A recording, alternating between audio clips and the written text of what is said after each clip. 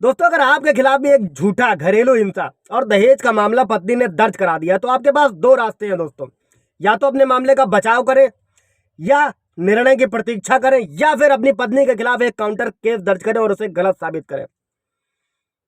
दोस्तों जय हिंद, नमस्कार। मैं एडवोकेट आशीष मिश्रा। दोस्तों, मेरे कई सारे व्यूवर्स के सवाल थे कि सर पत्नी घर से चली गई, वो रहने नहीं आ रही है, वहां से जाके उसने मायके से मेरे ऊपर 498 और दहेज और घरेलू हिंसा के तरह तरह के मुकदमे लगा दिए, तो मुझे करना क्या है सर।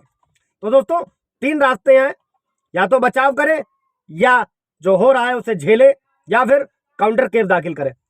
दोस्तों, आज इन्हीं मुद्दों को हम लोग बहुत अच्छे तरीके से समझेंगे। जय हिंद, नमस्कार। मैं एडवोकेट आशीष मिश्रा। तो दोस्तों, जितने हो सके सबसे पहले सबूत इकट्ठा कीजिए और 498 स्थिति में अपने माता पिता और परिवार के अन्य सदस्यों की सुरक्षा के लिए सबसे पहले कोर्ट से एंटीसिपेटरी बेल ले लें।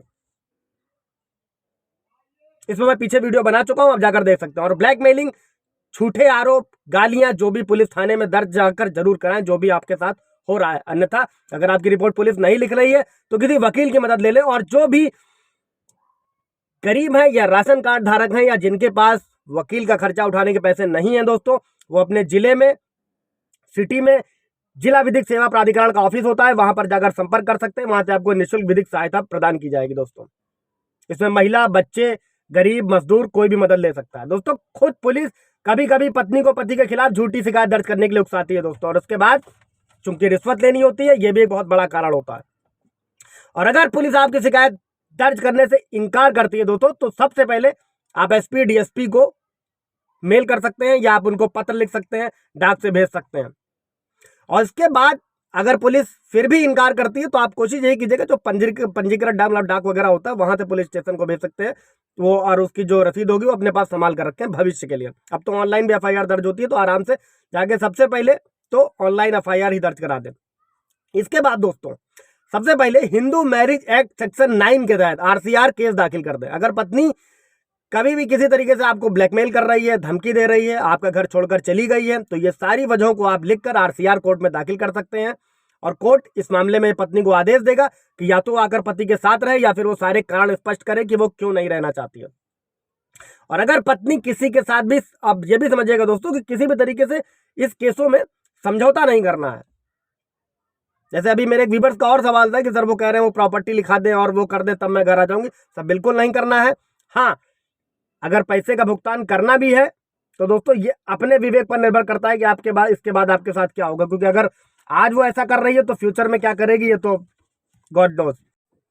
तो इसके बाद सबसे पहले झूठी शिकायत का मुद्दा उठाना है, उसको ध्यान रखिएगा। और इसके बाद आईपीसी की धारा 120B आपराधिक षड्यंत्र, आप अपनी पत्नी के खिलाफ मामला दर्ज करा सकते हैं कि वो आपके खिलाफ अपराध करने की साजिश रच रही है। इसे बोलते हैं दोस्तों काउंटर केस।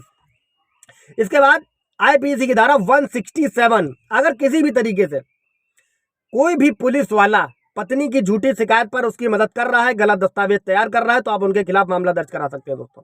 इसके बाद आईपीसी की धारा 182, आमतौर पर ऐसा होता है दोस्तों कि कोई भी पुलिस वाला या उसके बाद कोई ऐसी शक्तियां होती हैं जो वो कर सकता है या नहीं कर सकता है, और किसी भी तरीके से सबूत को दबाता है, तो आप इस धारा के तहत मुकदमा दर्ज करा सकते हैं। इसके बाद 191, अगर किसी भी तरीके से आपको संदेह है, आपको पता है कि पत्नी गलत सबूत दे रही है, तो आप आईपीसी 191 के तहत आप जो है वो मुकदमा दर्ज करा सकते हैं दोस्तों।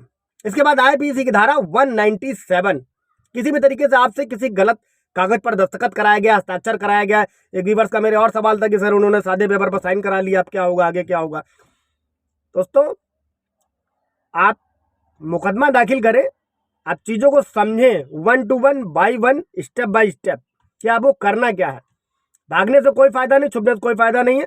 अगर युद्ध चल रहा है तो आपको लड़ना ही आपके लिए बेहतर होगा। इसके बाद आप आईपीसी की धारा 471 के तहत जो है मुकदमा दर्ज करा सकते हैं कि आपके खिलाफ जो दस्तावेज दिए जा रहे हैं, जो इलेक्ट्रॉनिक या जो भी दस्तावेज है, वो जाली हैं, वो फर्जी हैं। इसके बाद 1860 की धारा 500 मानहानि, जब भी ये पत्नी ने झूठा मुकदमा दर्ज कराया तो इसमें परिवार वालों की इज्जत जाती है, सम्मान जाता है, सब कुछ जाता है, तो आप पत्नी के अगेंस्ट 500 की धारा आईपीसी के तहत मुकदमा दर्ज करा सकते हैं। इसके बाद 504, किसी भी तरीके से कोई धमकी पत्नी द्वारा आपको दी जा रही है जिससे शांति भंग हो रही है, तो आईपीसी 504 के तहत आप काउंटर केस दाखिल कर सकते हैं दोस्तों।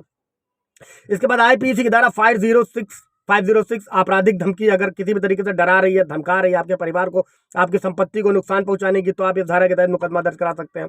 इसके बाद दोस्तों आईपीसी की धारा 227, अगर आप जानते हैं कि पत्नी द्वारा जो दर्ज करी गई शिकायत है वो झूठी है, तो आप 227 के तहत आवेदन कर सकते हैं और उसे बता सकते हैं कि 498A का मामला झूठा है, और अगर आपके पर्याप्त सबूत है तो झूठे आरोपों को गलत साबित कर सकते हैं और साथ में ही और 498A को दर्ज करा सकते हैं। इसके लिए आप CRPC 482 के तहत हाई कोर्ट में जब भी लगे झूठी एफआईआर अगर पूरे फैमिली पे हो गई तो 498A के अगेंस्ट CRPC 482 के तहत हाई कोर्ट में आवेदन कर देना चाहिए। ये सारे काउंटर केस हैं, जब भी आपके साथ में हो तो ये दाखिल जरूर करें, तो इससे आपको बहुत मदद मिलेगी। अगर मुकदमे झूठे हैं तो उससे पत्नी पर भी दबाव होगा।